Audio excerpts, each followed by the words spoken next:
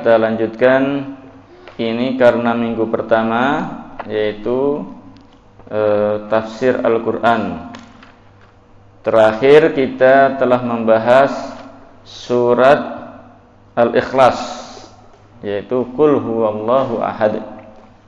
Pada malam hari ini kita akan mengkaji surah Al-Masad atau Tabbat yada abi lahabin wa tab. Rasulullah sallallahu alaihi wasallam setelah mendapatkan wahyu dari Allah Subhanahu wa taala yang berbunyi wa anzir ashiratakal aqrabin wa anzir ashiratakal aqrabin, dan peringatkanlah kerabat dekatmu wahai Nabi Muhammad sallallahu alaihi wasallam, yaitu untuk mengajak kepada Islam dan memperingatkan kepada mereka bahwa kelak nanti di hari kiamat akan ada hari pembalasan.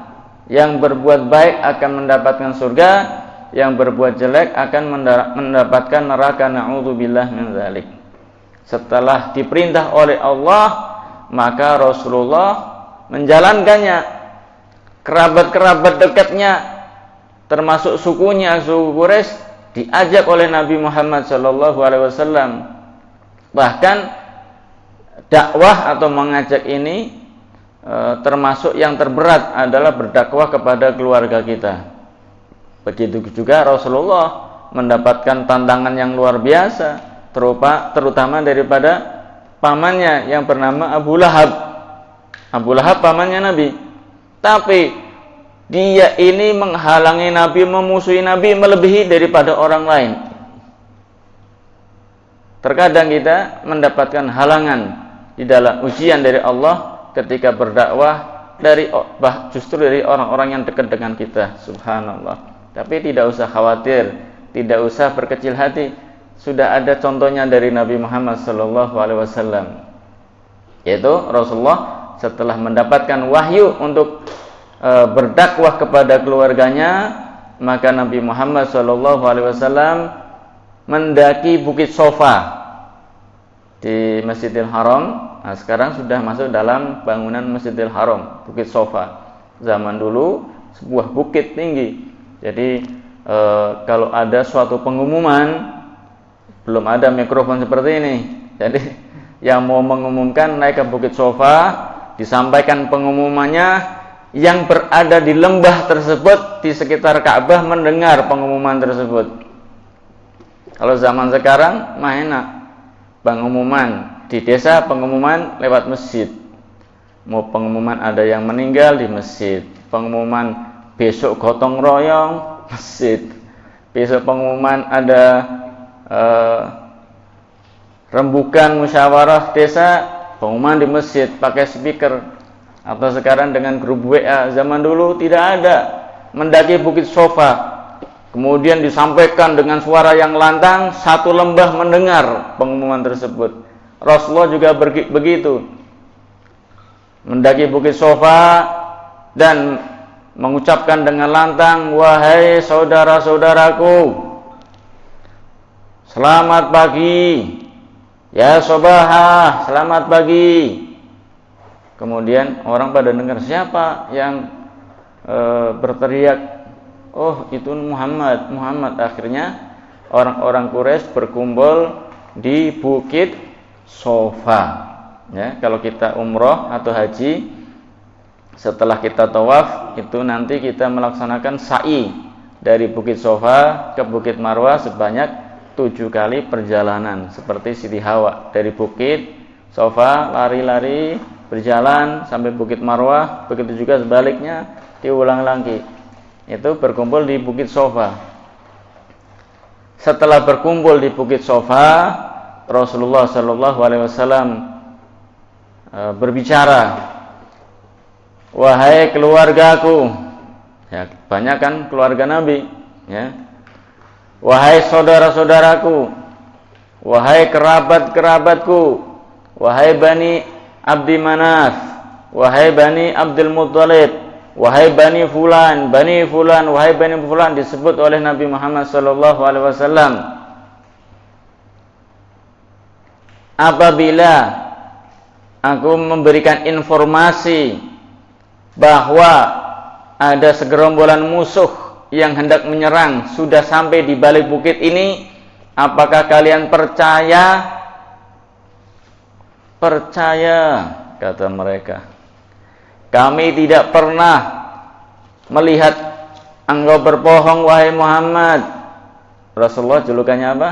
Al-Amin, terpercaya.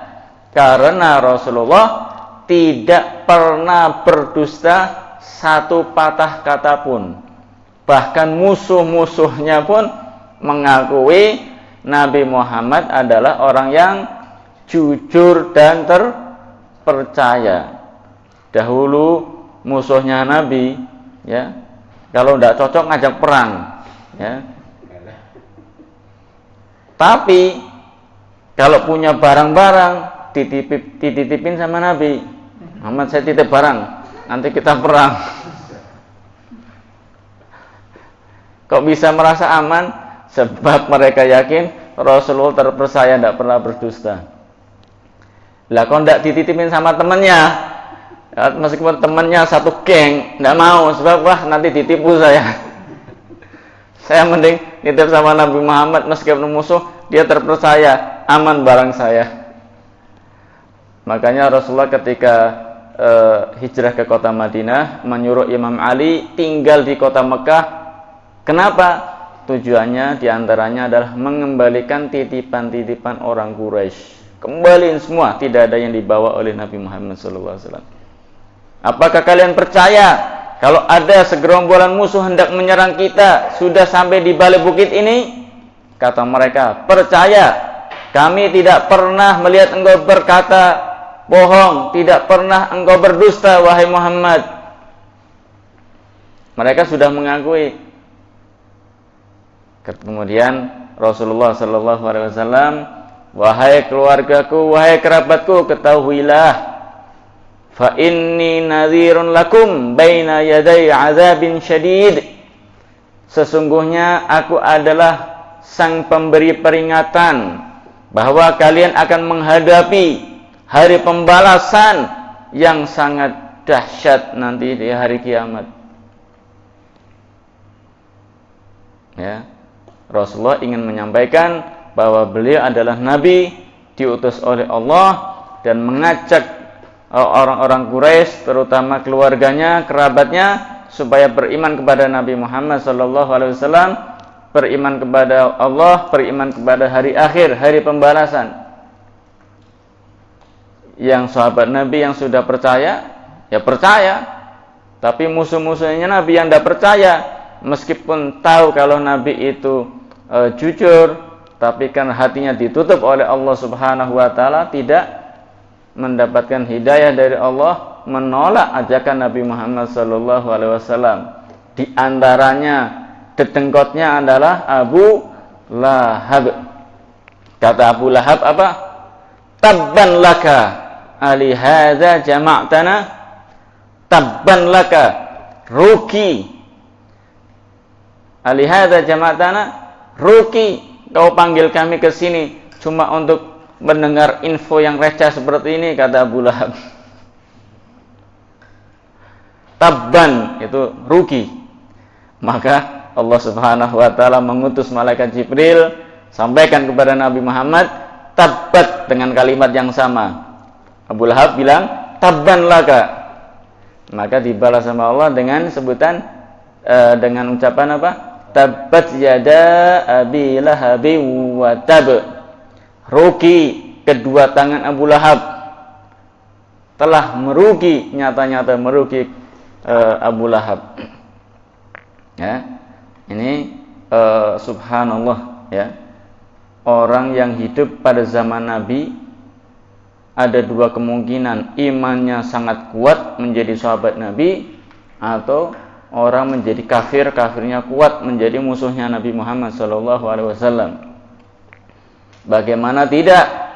Kalau ada orang berbuat baik di zaman Nabi, itu kadang langsung dipuji oleh Allah, diceritakan langsung di dalam Al-Quran, dibaca kekal abadi sampai hari kiamat. Yang takut kepada Allah senantiasa berlomba-lomba berbuat kebaikan. Takut apa?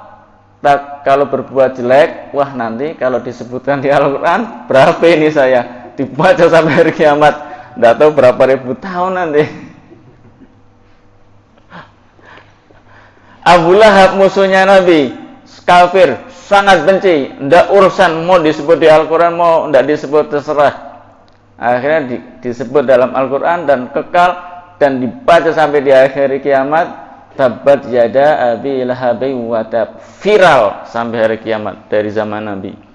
Jadi semua orang tahu, semua orang Islam itu pasti tahu yang namanya Abu Lahab itu pamannya Nabi dan bakal masuk neraka. Itu sudah viral. Ketahuilah bahwa yang viral itu belum tentu masuk surga. Ada yang viral masuk neraka, Abu Lahab. Subhanallah, diceritakan, wah zaman dulu ya ini imannya sangat kuat sekali. Sebab apa? Takut. Mau berbuat apa itu takut. Dibuka sama Allah, sampaikan oleh Nabi, disampaikan dibuka, akan menjadi suatu luar biasa. Apalagi kalau sampai disebut di dalam Al-Quranul Karim. Ini tabbat yada abi lahabi wa tab. Sungguh merugi kedua tangan Abu Lahab. Watabba, dan telah nyata dia merugi. Kenapa kok disebutkan kedua tangan? Apakah kepalanya tidak rugi? Apakah kakinya tidak rugi? Yaitu sebuah kiasan saja. Yang merugi ya seluruh tubuhnya. Kalau disiksa seluruh tubuhnya. Tetapi di sini kiasan, kalau orang merugi itu dikiaskan tangannya. Tapi alhasil sesungguhnya yang rugi ya seluruh tubuhnya.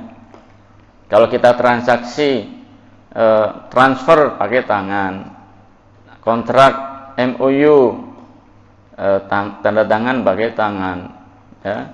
Kita deal-dealan berjabat tangan dengan tangan. Kalau yang rugi ya sebetulnya semuanya rugi, tapi yang disalahkan adalah tangannya. Ini kiasan. Jadi semuanya juga rugi semua Abu Lahab, bukan hanya sekedar kedua tangannya saja. Tabbat yada abi lahabi wa tab. Di sini kalimat Abu Lahabin ada dua qiraah. Boleh di fathah, tabbat yada abi lahabin wa tab. Lahabin, haknya di fathah. Ada juga qiraah yang disukun, lahbin, tabbat yada abi lahbin. Nah, lahbin dengan sukun ini bacaan daripada Imam Ibnu Katsir, termasuk qiraah yang 7 qiraah sab'ah. Ya, bisa dua-duanya. Kenapa Allah Subhanahu wa taala menyebutkan Abu Lahab dengan julukan, padahal julukan itu untuk sesuatu yang mulia, orang yang baik dapat julukan. Tapi kenapa kok yang dipakai julukannya? Ini sebab dari julukan Abu Lahab ini mengisyaratkan, mencerminkan kelak di hari kiamat Abu Lahab ini akan masuk ke neraka yang menyala-nyala. Narun, ya, neraka lahab yang menyala-nyala. Maka disebut dengan Abu Lahab, bapaknya api, ya. Bapaknya api sebab setiap orang mendengar Abu Lahab, mesti merebu neraka lahab ini. Orang jadi tahu. Itu kenapa Allah menyebut dengan julukan, tidak dengan namanya. Alasan yang kedua, Allah Subhanahu wa taala tidak suka menyebut namanya Abu Lahab. Nama aslinya siapa? Nama aslinya adalah Abdul Uzza. Tahu Uzza? Uzza itu berhala yang paling besar yang dulu disembah orang-orang jahiliyah. Patung yang paling besar namanya Uzza. Itu Abu Lahab itu namanya Abdul Uzza. hambanya Uzza. Allah Subhanahu wa taala benci dengan nama tersebut, makanya dipanggil pakai Abu Lahab aja lah, bukan pakai Abdul Uzza. Namanya ngeri ya, bapaknya api. Tapi api neraka. Makanya jangan dekat-dekat ya. Subhanallah.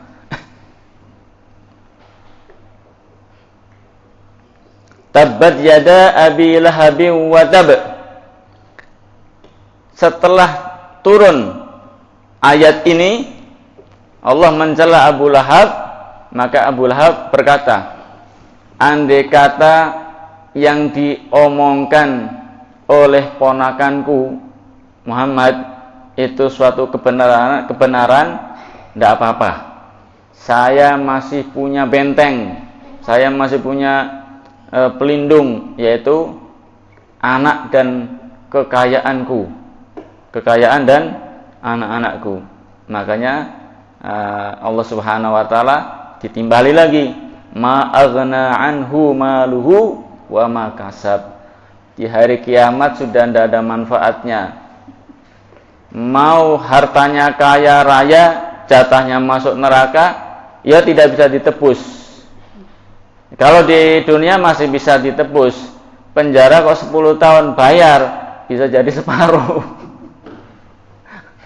Bahkan baru 2 tahun sudah keluar. Korupsi sekian M, sekian triliun, wah sudah dihitung-hitung. Ini untuk bayar nanti harusnya berapa tahun, ini nanti bayar jadi sekian tahun. Sisanya saldonya masih sekian, keluar penjara masih punya saldo. Lah kalau masuk neraka mau ditebus dengan harta kekayaan, tidak bisa. Ma aghna anhu maluhu, hartanya tidak ada manfaatnya. Wa ma kasab, dan anak-anaknya pun tidak ada manfaatnya. Sebab apa? Sudah ditetapkan oleh Allah Subhanahu wa taala, ini termasuk ahli neraka. Na'udzubillah min dzalik. Yaitu yang dibanggakan oleh Abu Lahab siapa? Anaknya yang bernama Utaibah. Anaknya yang terkenal itu kan ada 3 yang sering diceritakan dalam sirah itu. Ada Utaibah, ada Utbah, ada Mut'ib. Nah, Utaibah itu yang dibangga-banggakan. Adapun Utbah itu masuk Islam. Mut'ib juga masuk Islam. Jadi tidak semua Abu Lahab sekeluarga masuk neraka, tidak. Hanya sebagian. Yang beriman mau beriman ya masuk surga bersama Nabi Muhammad SAW. Yang tidak mau beriman seperti Abu Lahab dan istrinya, ya sudah masuk neraka, dinas oleh Allah di dalam Al-Qur'anul Karim. Ya. Kalau betul apa yang disampaikan ponakanku Muhammad, tidak apa-apa, nanti di hari kiamat saya istilahnya bisa punya pembela. Ya. Tapi dibantah oleh Allah Subhanahu wa taala, ma aghna anhu maluhu wa ma kasab. Harta maluhu wa ma kasab adalah anak-anaknya, tidak ada manfaatnya semua. Kemudian Allah melanjutkan apa? Sayasla naron dzatalahab. Sayasla itu akan masuk naron kepada api neraka dzatalahabin, yang menyalah-nyalah. Api neraka yang luar biasa, kalau diukur dengan alat ukur yang ada di dunia tidak akan sanggup. Ya, saking panasnya. Ya. Bahkan api itu ada yang api merah, api putih, ada yang api hitam. Itu kira-kira yang paling panas api yang warna apa? Kalau kita kan biasanya Pak yang warna biru ya. Kompor itu kalau warna biru wah cepat matang, kalau marah matangnya lama. Itu di neraka nanti juga warnanya macam-macam, panasnya luar biasa. Ada yang bertanya, Pak Ustadz, lah iblis kan terbuat dari api diciptakan dari api. Lah nanti kalau di neraka ya tidak terasa lah dia. Mau dibakar seperti apa kan tidak terasa. Gimana coba? Kalau kita jadi temannya setan di neraka, kita dari tanah, ya dibakar, ya tanahnya kosong lah. Tapi dia iblis setan terbuat dari api, ya tidak kosong-kosong. Bagaimana? Ya tidak begitu. Derajat kekuatan api juga berbeda-beda. Lah, berlevel ya. Sukanya yang level berapa toh? Super pedes. Lah levelnya apinya setan sama levelnya api neraka, wah sangat jauh. Tetap merasa, loh buktinya apa? Akhirnya yang tanya itu ngeyel sama Pak Ustadznya. Pak Ustadznya ambil tanah, dilempar. Lah, Pak Ustadz melempar saya. Kamu terbuat dari apa? Tanah. Dan saya lempar apa? Tanah. Lah sakit apa enggak? Sakit Pak Ustadz. Sama nanti iblis juga begitu. Dia dari api dibakar pakai api, ya sama seperti kamu sakit dilempar pakai tanah kayak gitu tadi. Saya sela, maka dia akan masuk narong kepada api neraka zatul lahab yang menyala-nyala. Kemudian wamra'atuhu, dan istrinya hammalatal hatab, itu membawa kayu bakar. Maksudnya adalah membawa kayu bakar untuk bakar dirinya sendiri. Sebab apa? Istrinya Abu Lahab julukannya adalah Ummu Jamil. Itu suka mengganggu Nabi Muhammad SAW. Mengganggunya bagaimana?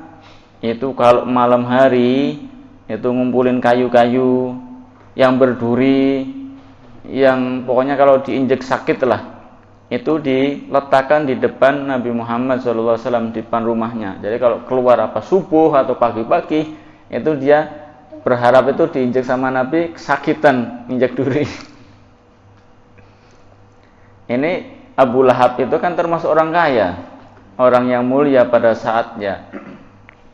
Nyuruh pembantunya, nyuruh budaknya juga bisa. Nah, ini duri taruh di depan rumahnya Muhammad, bisa enggak? Bisa. Tapi istrinya Abu Lahab, Ummu Jamil, tidak mau.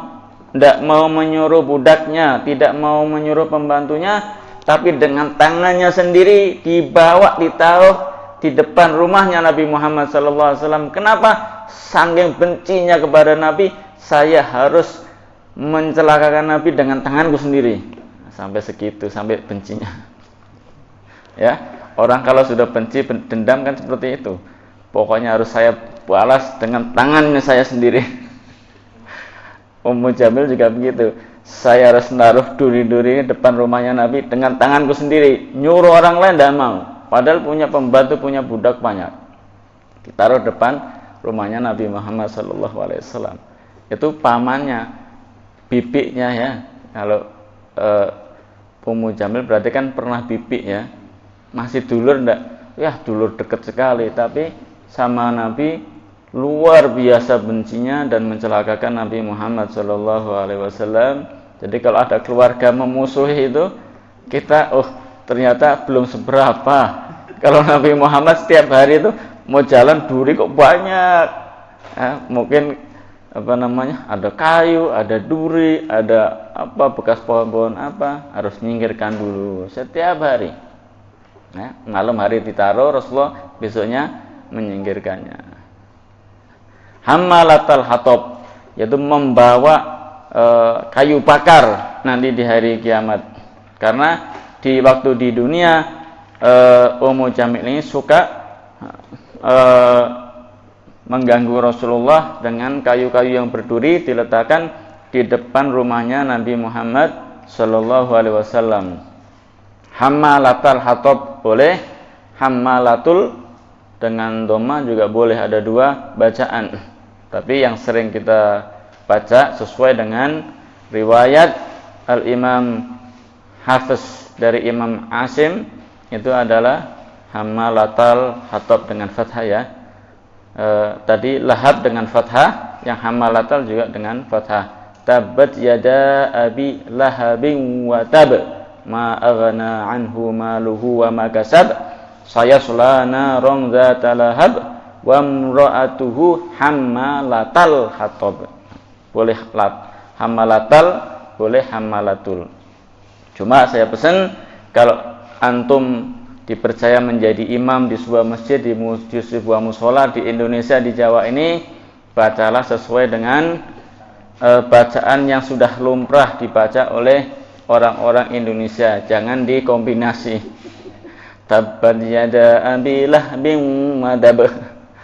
Kemudian terakhir wa imra'atuhu hammalatul hatab. Tadi nanti di belakang pada subhanallah, subhanallah.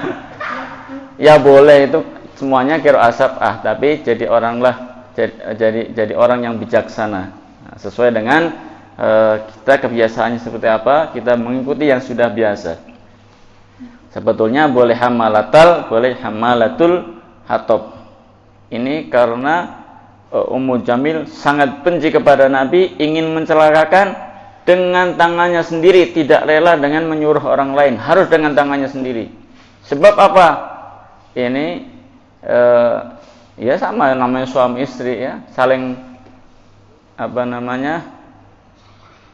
yang suaminya mesti yang kuat-kuatan mana, suaminya mempengaruhi istri, istri mempunyai suami, satu visi satu misi lah kurang lebih lah ya, kecuali orang-orang yang diberikan hidayah oleh Allah Subhanahu wa taala tetap di dalam kebenaran meskipun suaminya atau istrinya tidak benar. Hammalatul hatab fi jidiha hablum mim masad, di lehernya nanti dikalungkan rantai dari api neraka. Nah, sebab apa? Sebab ini kan Ummu Jamil ini suka membawa kayu-kayu tadi ya, dibawa kemudian diikat, namanya orang bawa kayu kan suka diikat di bongkok itu loh.